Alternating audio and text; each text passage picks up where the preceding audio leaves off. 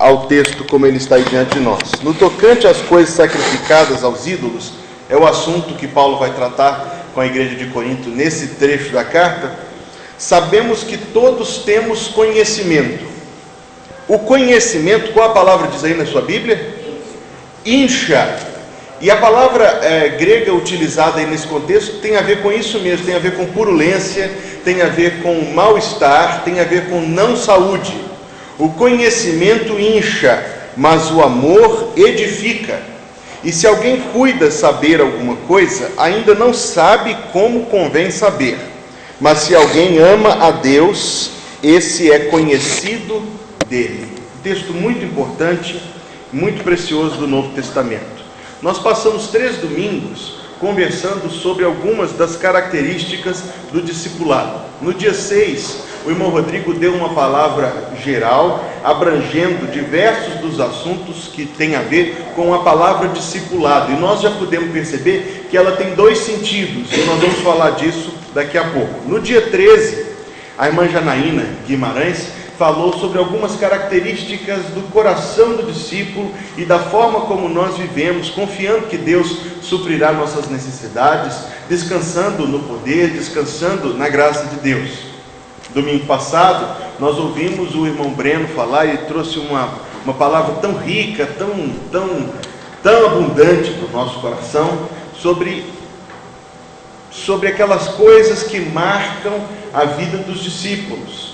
Servir a Deus, amar a Deus, ter comunhão com Deus, levar adiante a palavra de Deus. Hoje, eu quero fazer aqui uma distinção com os irmãos, porque essa distinção estava presente em todas as nossas considerações nos últimos domingos.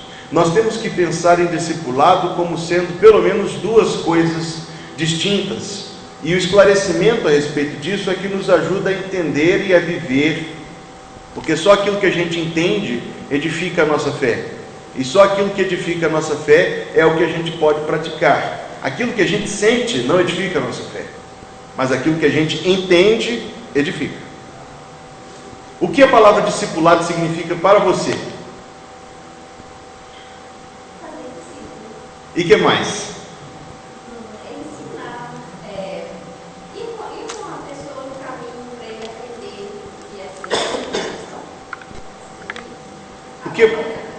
Acompanhar a pessoa, fazer discípulos, acompanhar a pessoa numa direção. O que é discipulado? Ide e pregai. O que mais? E é exatamente essa distinção que a gente precisa ter. Existem 2 aspectos no ser discípulo. Os antigos falavam que é o aspecto individual e o aspecto coletivo, mas para entender isso melhor, eu coloco da seguinte forma: o aspecto individual é o ser discípulo de Cristo. Não é o primeiro que a gente pensa quando ouve a palavra discipulado. Entretanto, é o essencial. O aspecto individual é a minha vida, a sua vida, enquanto pessoa que é um discípulo de Jesus. E como isso abrange diferentes áreas da nossa vida e o que isso importa na forma como a gente vive diariamente. Então vem o segundo aspecto. Mas veja que esse segundo, embora seja mais falado e seja mais conhecido, ele é uma consequência do primeiro. O segundo aspecto do discipulado é fazer discípulos, mas não o primeiro. O primeiro aspecto consiste na sua vida enquanto seguidor de Jesus. E bem entendido, a sua vida como seguidor de Jesus é que vai seguir como consequência, vai seguir como natural desenvolvimento da sua caminhada com Jesus, do ser discípulo, o fazer discípulo. Então eu vou recapitular até aqui. Nós traçamos uma importante distinção. Há uma distinção entre ser discípulo e fazer discípulos. O ser discípulo é prioritário, porque o fazer é consequência do ser. Isso aqui é apenas uma janela de pensamento para nós. Aquilo que você faz é o que revela quem você realmente é. As suas ações revelam quais são sua crença, caráter, e comportamento. Não dá para imaginar uma pessoa que é sempre muito agressiva e sempre muito inóspita dizer assim: eu faço isso, mas no meu coração eu gosto muito de você. Isso não existe, porque as ações, nós sabemos disso, são um verdadeiro indicador de quem a gente é. O ser discípulo, portanto, precede ao fazer discípulos. Então nós vamos entender o que é ser um discípulo de Jesus. O que é ser um discípulo de Jesus?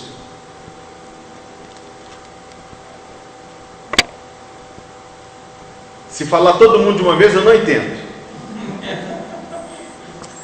Rosário. Levar a cruz. O que é ser um discípulo de Jesus? Imitá-lo. Sônia. Eu lembro mas aí sereis meus amigos. Sereis meus amigos se quiser que outros não. A obediência. Mas o discípulo é um amigo. Aquela palavra foi dita aos discípulos do círculo mais íntimo. O que é ser um discípulo?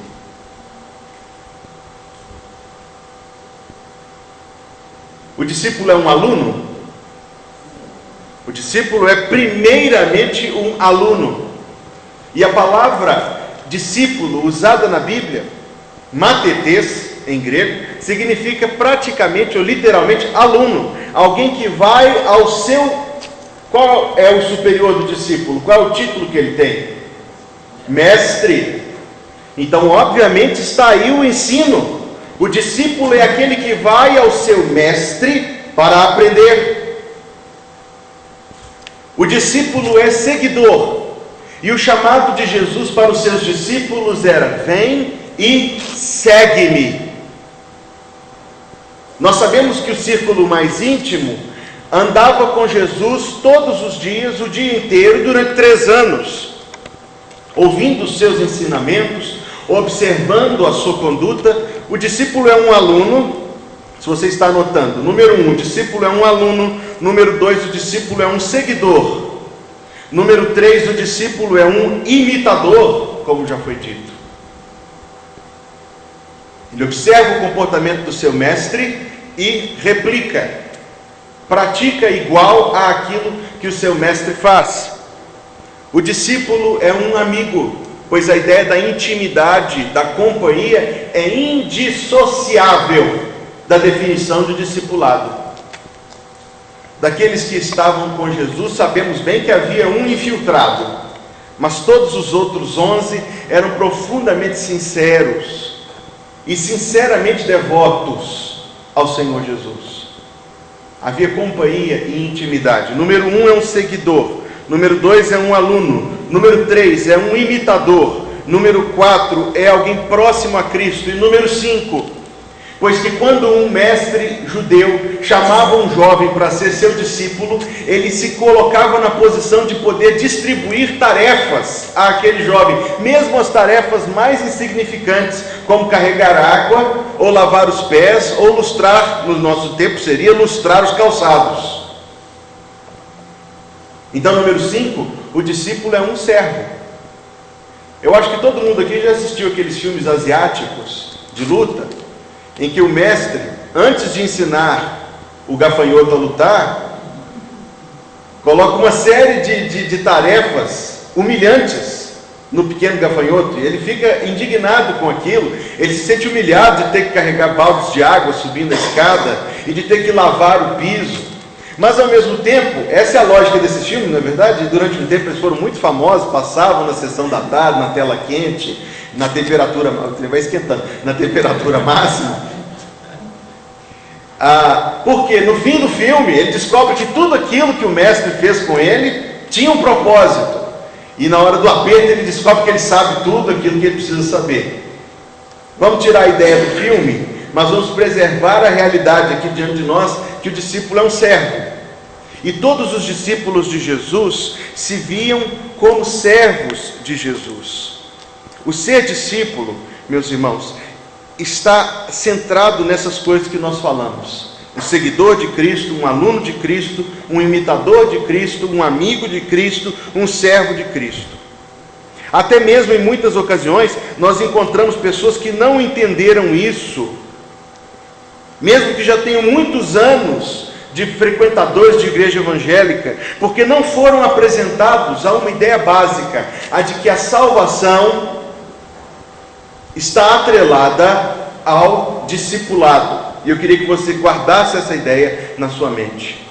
Muitas pessoas vivem a sua vida cristã em igrejas evangélicas em toda parte do Brasil e além do Brasil, com certeza, sem nunca terem entendido que foram salvos para se tornarem, para serem discípulos de Jesus. Há alguns para quem essa ideia é totalmente nova e nunca entenderam a prioridade do ser discípulo e que nós fomos salvos para ser discípulo. Por isso eu gostei muito da palavra que o Breno trouxe no domingo passado. Ele falou que não existem dois níveis de discipulado. Se você quiser contratar a TV a cabo lá para sua casa, depois para desfazer o contrato é uma tristeza. Eles ficam ligando para a gente várias vezes por dia. Mas, se você quiser contratar, eles vão te oferecer vários pacotes de TV a cabo. Um que custa, o mais baratinho, custa R$60, mas não tem nenhum canal que você gosta. Aí outro custa 80, 120, 150. O bom mesmo custa mais de R$300. Esse tem tudo. Para você ficar muitas horas do seu dia vendo televisão, em vez de fazer coisa melhor. Existem níveis, essa é a ilustração. Mas na vida cristã não existe nível. Porque Jesus não morreu menos por um e por outro. E todos nós fomos comprados pelo mesmo preço. E todos nós fomos comprados por inteiro. Quem de nós aqui, algum de nós aqui, custou menos para Jesus do que o outro? E algum de nós aqui foi comprado numa parcela menor do que o outro? Eu comprei apenas 20% do Hugo, diz Jesus. 80%, então 80% do Hugo vai para o inferno e 20% vai para o céu. Tomara que a cabeça vá para o céu. Não, irmãos, nós entendemos naturalmente que não se trata disso. Uma vez que nós todos fomos comprados por Jesus, e uma vez que nós todos fomos comprados por Jesus por inteiro, todos nós, eu e cada um dos irmãos, fomos comprados para ser discípulos de Jesus em tudo isso, em essas 5 coisas que eu falei, para sermos alunos de Jesus, para seguirmos a Jesus, para sermos imitadores de Jesus, para podermos andar próximos a Jesus e para podermos servir a Jesus, que é, naturalmente, como você sabe disso, um grande privilégio. O que acontece se alguém não implementa essas coisas na sua vida cristã diária? Ela perde a salvação? Existe alguma condição em que alguém perde a sua salvação? É importante perguntar essas coisas, porque são verdades básicas, mas que precisam ser sempre reafirmadas. Existe algum pecado que alguém pode cometer, muito horrível, muito irreverente e blasfemo, que faça aquela pessoa perder a salvação? Uma vez salvo, salvo. Existem alguns pecados que podem nos fazer perguntar, mas será que aquela pessoa foi realmente salva? Mas uma vez salvo, se você fosse salvo por você, a sua salvação poderia ser perdida. E eu digo aos irmãos que se a salvação pudesse ser perdida, eu já teria perdido. Ela não se perde porque ela é de Deus, dom de Deus, dádiva, graça, favor de Deus. Mas a pessoa não viver o seu discipulado, não viver a plenitude do seu discipulado, tem implicações sérias, pois ela deixará de viver aquilo para o que ela foi salva. Ela não deixou de ser salva, verdadeiramente não, mas ela não viverá os benefícios da salvação. Ela não viverá os propósitos de Deus para a sua vida. Será que alguém indagará que o propósito de Deus para a minha vida consiste em eu passar num concurso tão competido, ou num vestibular tão competido? E talvez sim, mas antes disto, passa pelo caminho em que se reproduz em nós a vida de Cristo, o caráter de Cristo, a mente de Cristo, os sentimentos do coração de Cristo. Afinal de contas, os não crentes também passam em concurso, concordam comigo? E também passam em vestibular. Os não crentes também compram carro e apartamento. Há algo exclusivo para os crentes, para o povo do Senhor, que não está nestas coisas, está nas coisas de Deus. A pessoa que não vive o seu discipulado é aquela que desconhece a Deus da forma como poderia conhecê-lo. É aquela que vive uma vida cristã pobre. É aquela que é fraca onde poderia ser forte, e é pobre no que poderia ser espiritualmente rica. Consulte comigo o capítulo 5 da carta aos Hebreus.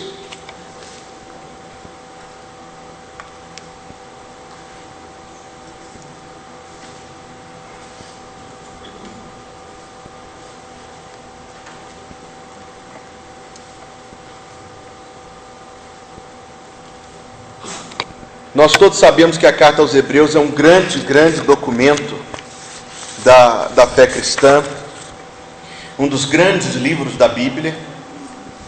Todos os livros da Bíblia são grandes em si, mas esse em particular tem uma grandiosidade inerente que nos chama a atenção. Depois de falar sobre Melquisedeque, e nós sabemos quem é Melquisedeque, ele é uma figura, Hebreus 5.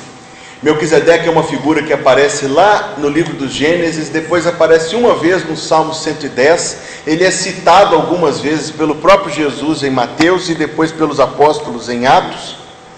E para um personagem que apareceu pessoalmente somente uma vez na Bíblia, ele aparece bastante.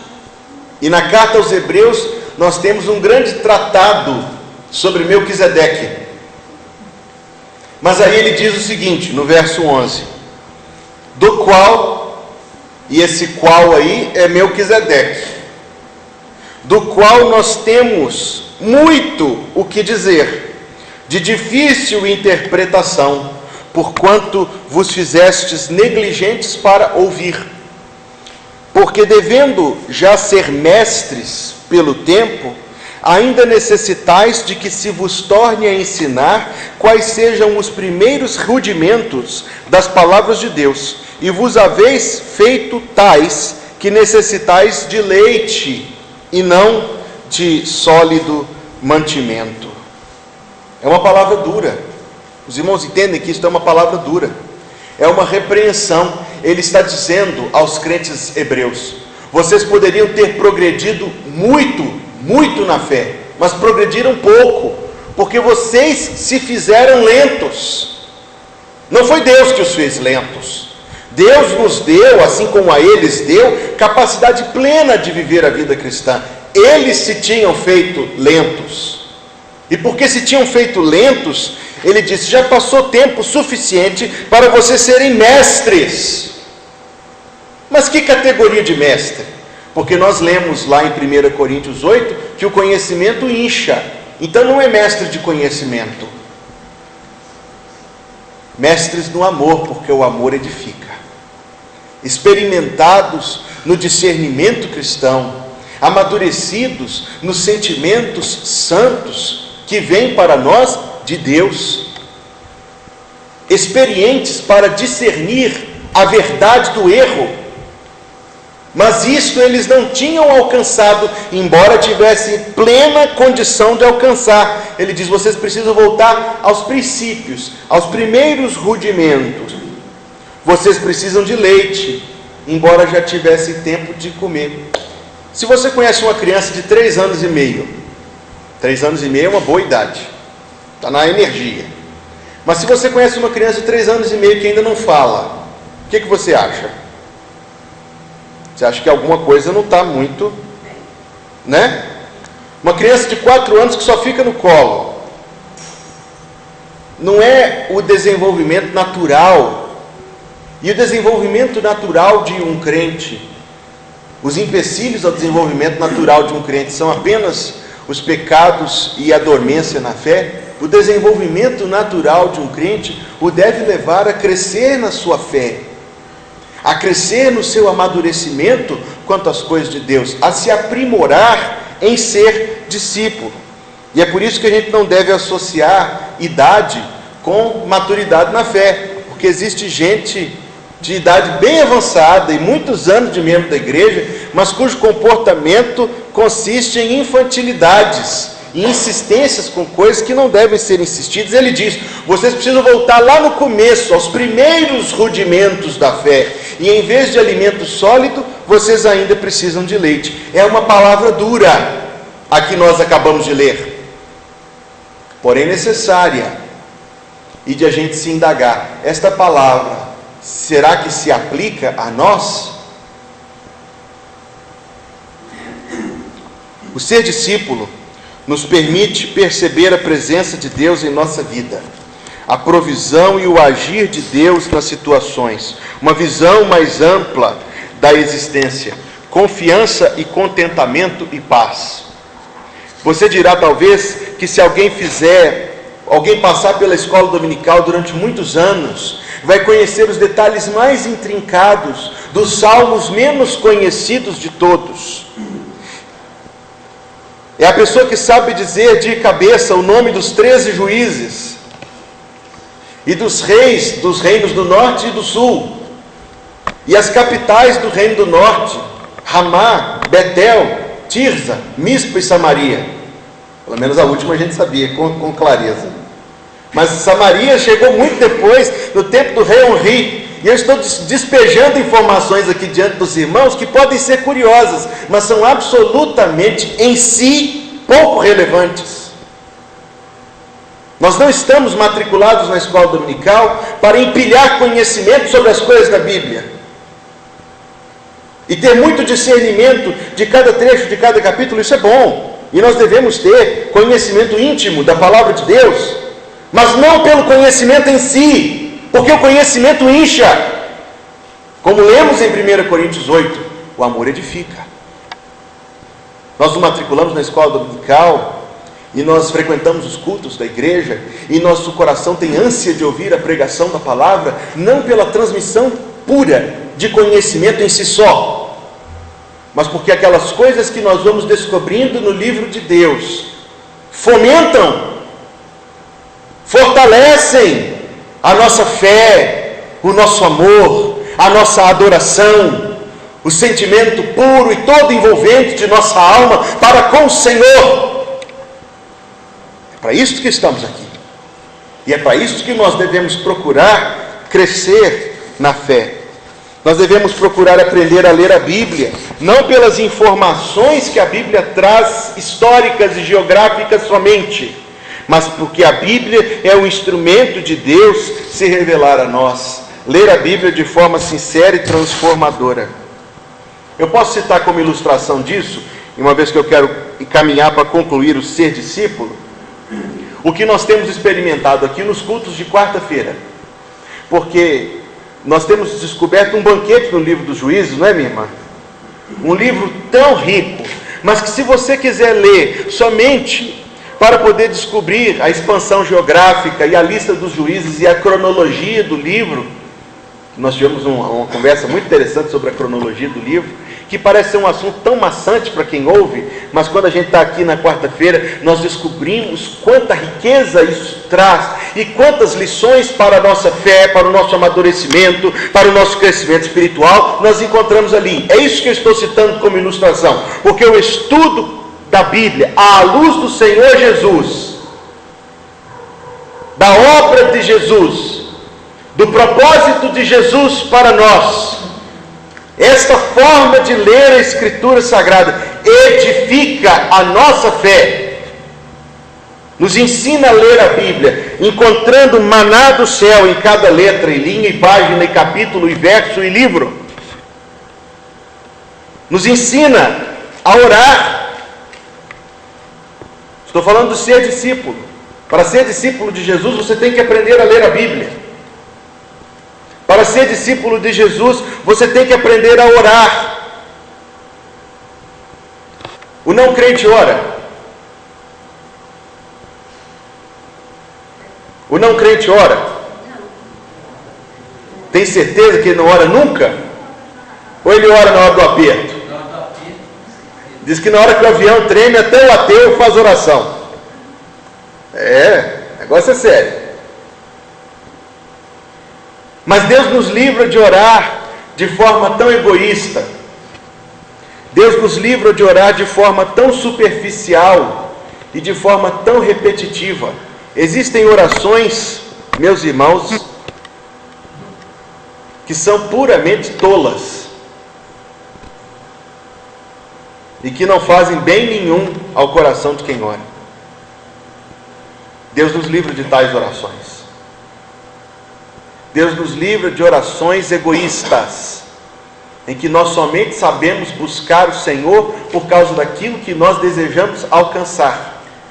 Isso não é a oração de um discípulo, porque o discípulo de Jesus, aquele que segue, aquele que aprende, aquele que imita, aquele que obedece, aquele que serve, aquele que é amigo de Jesus, em seu coração ele sabe que a vida pode se abalar de um extremo ao outro, mas Deus permanece no seu alto e sublime trono, e as promessas fiéis de Deus não se abalam, porque as circunstâncias ao nosso redor se abalaram. Deus nos livra de uma oração desesperada. Deus nos livra de uma oração repetitiva. Ó Deus, por favor, ó Deus, por favor, ó Deus, por favor, ó Deus, por favor, ó Deus, por favor. Porque nós sabemos que não precisamos disso. Se nós vamos crescendo no conhecimento de Deus, nós sabemos que Deus não precisa ser insistido para dar as bênçãos que Ele dá, que Ele promete dar. E pode ser, e por vezes que aquilo que eu quero não é o que Deus quer. Mas se eu sou discípulo, eu aprendi o seguinte: se eu e Deus discordamos, quem está certo? Eu vou perguntar novamente: se eu e Deus discordamos, quem está certo? Deus. E no dia que eu oro por uma coisa e Deus me dá, eu não me sinto uma estrela no céu, falando assim: veja que Deus olhou porque eu queria e me deu. Eu me alegro se a minha oração é respondida, porque isso quer dizer que o meu coração está sendo santificado pela palavra, a ponto de, num momento da vida, eu desejar o que Deus deseja.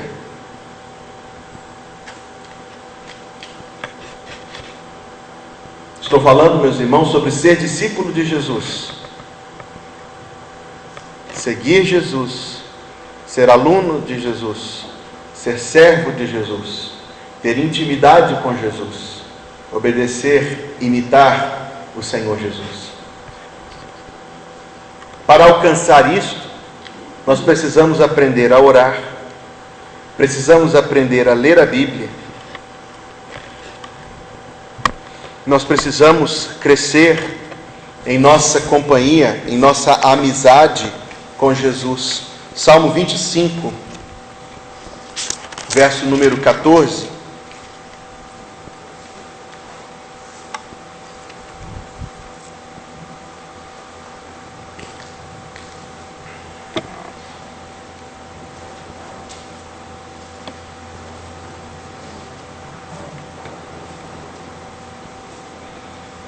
Salmo 25, verso número 14, a versão que eu estou usando diz o segredo, mas outra tradução coloca a intimidade.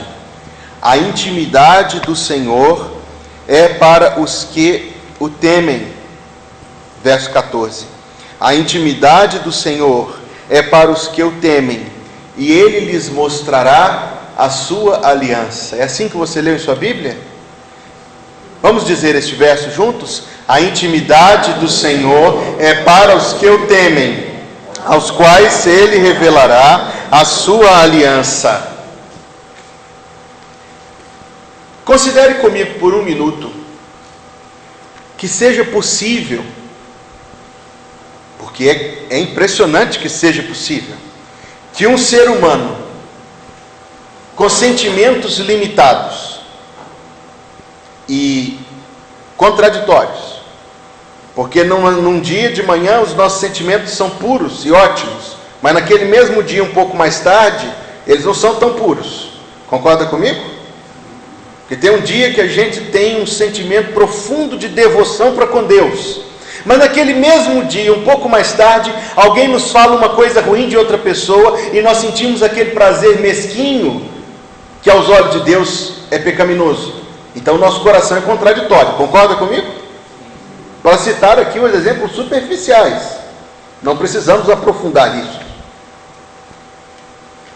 E não somente os nossos sentimentos são contraditórios, mas a nossa mente é limitada.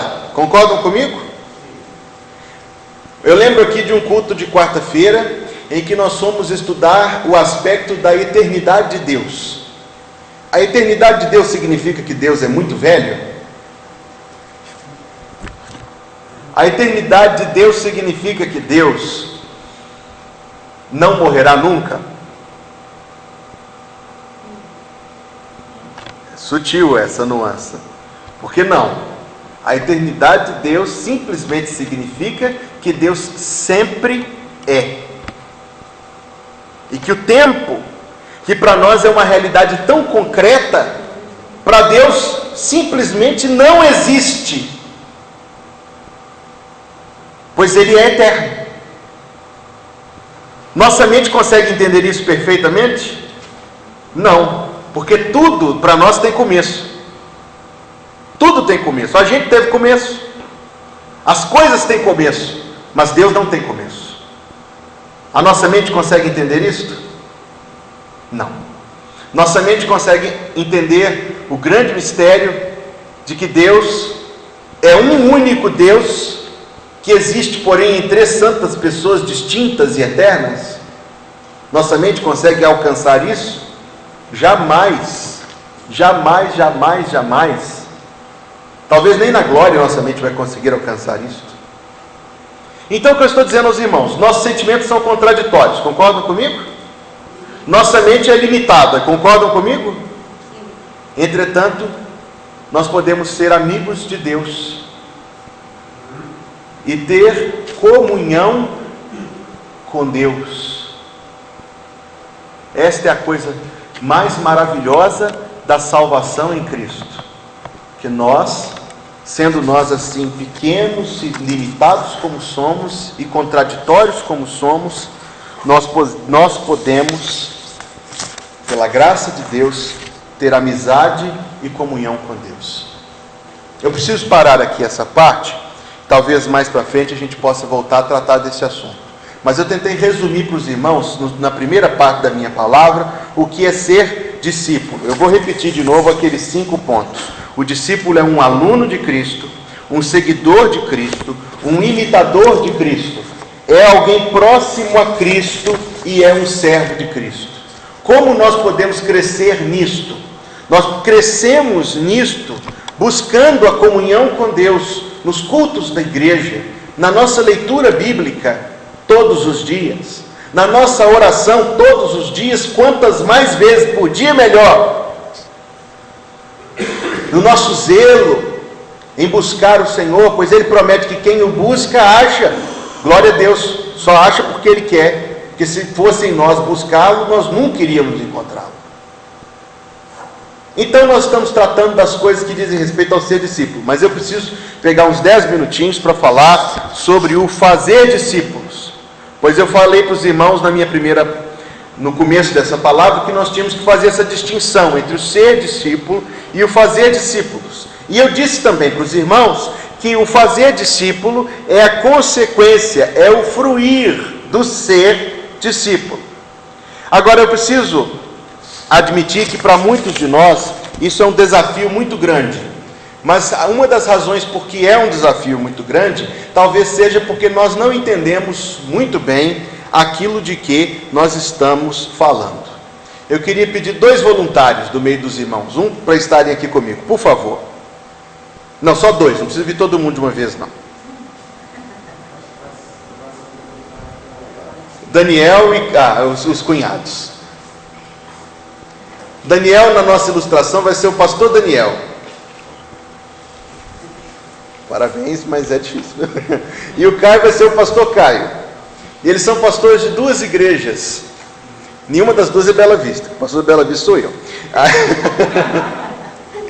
E o pastor Daniel será aqui diante de nós o pastor que ensina aos membros da igreja a lógica do discipulado, do fazer discípulo, do ser precedendo ao fazer. E o Caio, não. Vão os dois agora e ganhem uma pessoa para Jesus aqui do meio de nós.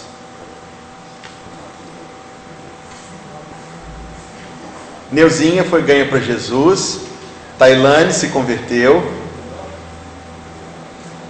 É uma dinâmica muito simples. Por favor, agora volta todo mundo aqui, porque eles estão se reunindo nas suas igrejas.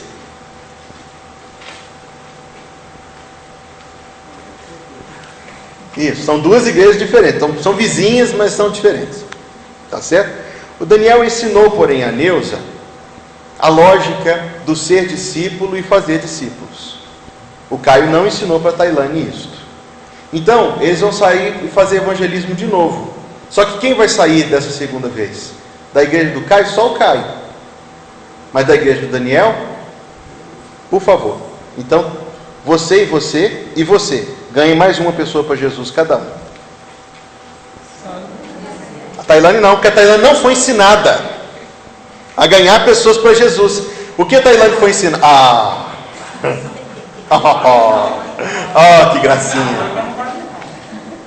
A Tailane ficou porque a Tailane não foi ensinada. A Tailane ficou porque ela foi ensinada a chegar no culto na hora, sentar, assistir. Oi? Essas igrejas, é porque uma está crescendo muito. Está pegando espaço da outra. Pois é, vamos fazer o seguinte: a igreja do pastor Daniel vai lá para a direita, fazendo favor. Qual o seu nome, meu amigo? Desculpa? Rubem. É o nome da Bíblia. Filho primogênito de Jacó. O Rubem não foi ensinado a ganhar outras pessoas para Jesus, nem a Tailane. Só o pastor Caio sabe fazer isso. O pastor Daniel, porém, ensinou para os membros da sua igreja o seu dever de ganhar outras pessoas para Jesus. Quem vai sair daqui da minha direita? E daqui? Por favor, faça o evangelismo de novo.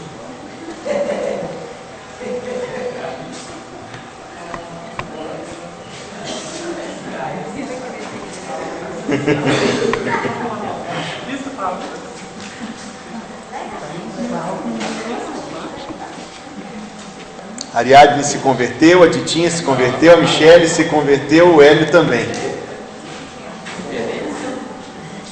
Essa igreja em breve vai precisar de construir um templo novo. Vantuil, estou no membro da igreja do Caio. Só vai dar para fazer só mais uma vez, eu acho. Mas vamos fazer mais uma vez para vocês entenderem do que nós estamos falando.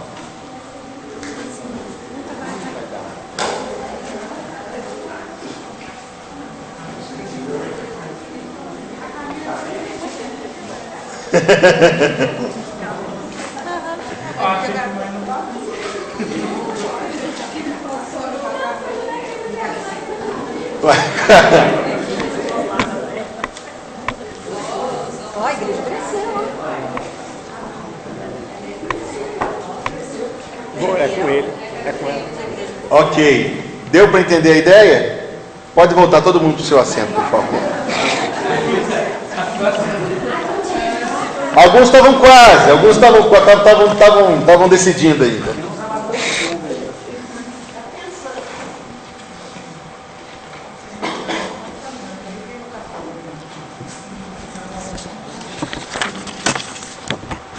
Eu quero fazer algumas considerações então. Primeira consideração: você muito provavelmente será usado por Deus para ganhar para Jesus as pessoas imediatas do seu círculo de convívio. É simplesmente lógico isso. Os pais têm de ser zelosos em discipular os seus filhos. Não somente evangelizar os filhos, mas discipulá-los. E isto consiste no ensino de toda a vida cristã. Concordam comigo? O que o pai ensina para o filho? O pai chega para o filho e fala assim: filho, você precisa se converter. Culto lá na igreja é 10 horas. Ou então faz aquele convite clássico que alguns crentes fazem: filho, eu vou te levar lá na minha igreja para você ouvir o pastor, para você se converter. Vai ter uma conferência lá na minha igreja com o pastor Tim, você tem que ir. Não é assim que os pais fazem com seus filhos. Os pais acompanham seus filhos. e pela proximidade que tem com eles, ensinam a eles o Evangelho. Todo pai, toda mãe cristão tem que orar a Deus para poder discernir aquele momento em que a consciência do seu filho já aflorou, para que nesse momento, tão cedo quanto possível, possa falar de Jesus para os seus filhos, com maneira clara. Clara. Você é pecador. Não é assim que é o Evangelho? Você precisa se converter. Jesus morreu por você. Se você crer em Jesus, você será perdoado. Vai passar da morte para a vida, das trevas para a luz. Apresentou o Evangelho para a criança. Agora você faz aquele apelo e manda ela repetir aquela oração. Está convertido. É assim? Irmãos, nós todos sabemos que aquela oração, rapidinha, repetida aqui na frente, é extremamente perigosa, porque pode iludir pessoas não salvas de que elas são salvas. Você apresentou o Evangelho. O que você vai fazer depois de apresentar o Evangelho? Você vai orar a Deus como nunca orou antes, pelo seu filho, pela sua filha, para que o Espírito Santo trabalhe e aquela palavra chegue ao coração da criança. Não é assim que o pai e a mãe crente têm que fazer? Ao mesmo tempo, enquanto isso, a mulher diz para o marido assim: não, esse menino nosso, ele ainda não se converteu não, vamos levar ele à igreja não, deixa ele em casa. É assim que a esposa crente deve fazer? Claro que não. É óbvio que não. Vai levar o menino, vai enfiar dentro da igreja o máximo que você puder. Desculpa a expressão.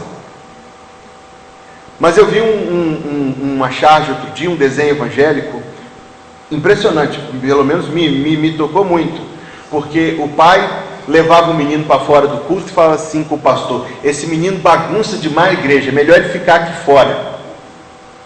E anos depois é o mesmo pai orando a Deus, falando assim: ô Senhor, salva meu filho, porque ele não quer saber de igreja. Não vai querer mesmo. Tem que ser disciplinado. E eu não estou falando de criação de filhos não, eu estou falando de discipulado dentro de casa. O apóstolo Paulo escreveu assim aos Coríntios: o marido descrente é santificado pela mulher, e a mulher descrente é santificada pelo marido. De outra sorte, os vossos filhos seriam imundos, mas agora são santos. 1 Coríntios 7, verso 14. Do que ele está falando? Ele está falando de evangelizarmos as pessoas dentro da nossa casa. Ele está falando de evangelizarmos, portanto, as pessoas do nosso convívio. Você tem, eu tenho certeza disso, assim como eu tenho, um número enorme de pessoas, 20, 30 pessoas, do seu convívio próximo, diário, que não são crentes. Entretanto, o nosso maior desejo seria assim: puxa vida, como seria bom se fulano de tal se convertesse e fosse para a minha igreja, mas ele ainda não se converteu.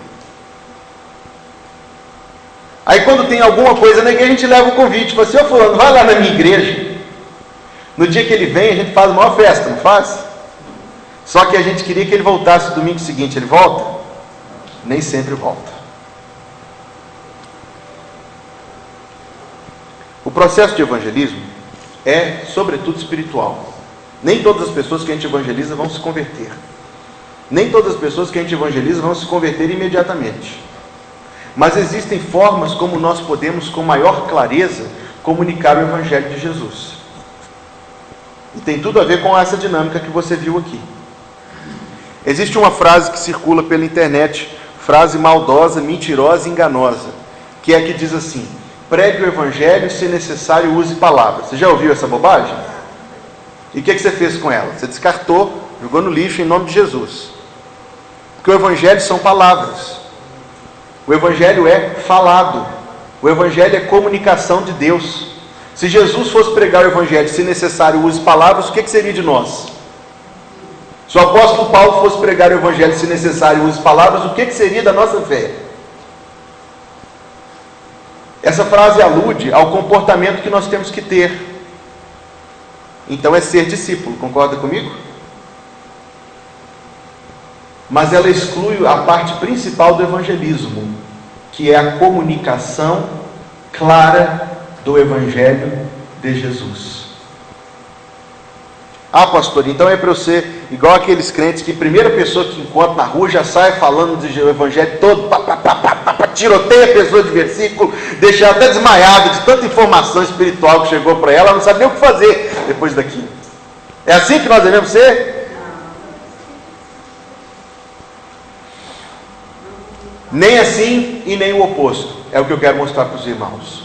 O fazer discípulo está no equilíbrio em que nós vamos pedir a Deus oportunidades para falar da nossa fé às pessoas que não são crentes. O fazer discípulo consiste em mais do que convidar as pessoas para o culto, mas se aproximar dela. Eu tenho dito aos irmãos nesses anos que eu estou aqui na igreja, o passo a passo mais simples, o passo a passo mais inteligente para você fazer isso, é aquele da Operação André. Quantos irmãos se lembram desse negócio chamado Operação André? Então é uma coisa boa para a gente fazer aqui na igreja então. A Operação André, você recebe um cartão, e nesse cartão tem assim, 1, 2, 3, 4, 5. Pode usar o verso se precisar de mais nome.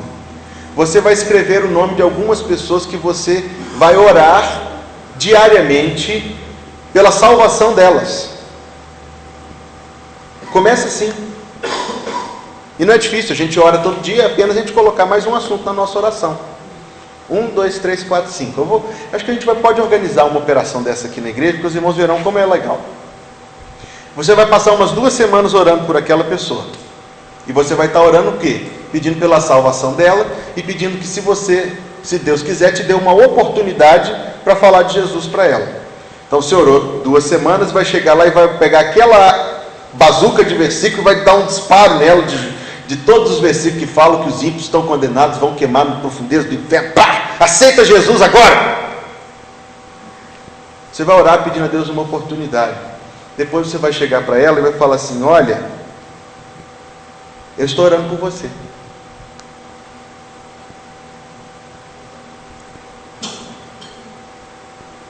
Passa mais uns dias, Deus vai te dar a oportunidade, creia nisso. O que eu posso orar por você? De que forma eu posso orar por você? Está percebendo a gradação e a forma como você está chegando ao coração daquela pessoa? Aí normalmente as igrejas faziam um culto especial, mas isso aí nem todo mundo acha que é a melhor estratégia. Eu não acho. A melhor estratégia é você ter uma oportunidade de ir na casa daquela pessoa, contar o seu testemunho, como a palavra de Deus chegou ao seu coração, convidá-la para fazer estudos bíblicos. Pastor, mas eu não sei fazer estudo bíblico, é difícil demais. Faz a lição antes, você vai ver que não é um bicho de 7 cabeças. Porque eu vou levar ela para o pastor discipular ela. Não é tão... Você não participa do processo, mas Deus quer que quem participe do processo? Só o pastor ou todo mundo? Só o pastor ou todo mundo? Não é receita de bolo, mas é seguir passos que a Bíblia apresenta de como a gente pode seguir, de como a gente pode alcançar as pessoas próximas a nós com a palavra de Deus. O discipulado, eu preciso concluir porque o meu tempo já estourou. Pode ser um programa da igreja. A nossa igreja tem um programa de evangelismo que os irmãos conhecem. E temos também um programa para a recepção de novos membros, que é ensinar a eles a revista lá, Nova Vida em Cristo 1, Nova Vida em Cristo 2, que a Nova Vida em Cristo 1 é o beabá da vida cristã, e a 2 são as posições doutrinárias da igreja. Mas isto é muito posterior a este processo do qual eu vinha falando aos irmãos. Você quer ganhar alguém para Jesus? Deus quer que você ganhe alguém para Jesus. Se você tem esse desejo no seu coração, é um desejo que vem de Deus. Se você não tem, peça a Deus perdão por não ter, e para Deus colocar esse desejo no seu coração. Ore por pessoas específicas, ore por uma oportunidade de falar de Jesus, engaje-se em evangelismo, peça a Deus sabedoria. Eu preciso parar agora. Nós falamos então sobre ser discípulo e sobre fazer discípulo. Os irmãos conseguiram captar as ideias que eu tentei passar para vocês hoje? Foi bem extenso, nós tínhamos vários assuntos e assuntos profundos para tratar. Os irmãos entenderam o que eu falei para os irmãos hoje pela manhã? Sabe o que Jesus diz? Ele perguntou para os discípulos: sabeis estas coisas? E eles responderam como vocês disseram, sim. Então Jesus disse a eles de forma magistral: bem-aventurados sois se as praticardes. O conhecimento incha. Ouvir uma boa EBD sobre evangelismo incha. A não ser que seja posto em prática para falar de Cristo a outras pessoas, para colocar diante de Deus a nossa situação. Falar assim: Senhor, eu sou crente há tantos anos e até hoje eu não ganhei nenhuma pessoa para Jesus. Isso não é bom. Que o Senhor me ajude a dar fruto. Está entendendo, meu irmão e minha irmã? Isso tem que ser uma preocupação em nosso coração, levada a Deus em oração. Bem, eu preciso 1 minuto, se alguém quiser fazer uma pergunta ou alguma colocação nisso que nós falamos agora pela manhã. Passando. Deus coloque a palavra no nosso coração, amém? Irmãos, nós vamos fazer um intervalo de 10 minutos para o começo do culto. Eu preciso pedir aos irmãos que a gente seja o máximo pontual nisso, para a gente poder começar o culto na hora certinha. Aqui nesta mesa estão as revistas que serão utilizadas pelas classes de jovens e pelas classes de adultos. As outras classes terão outras revistas. Aqueles irmãos que são dessas duas classes, agora ou depois do culto, por favor, venham aqui à mesa e peguem as revistas de que farão uso, ok? 10 minutos para ir ao banheiro, para tomar água, e a gente começa o nosso culto. Fiquem à vontade.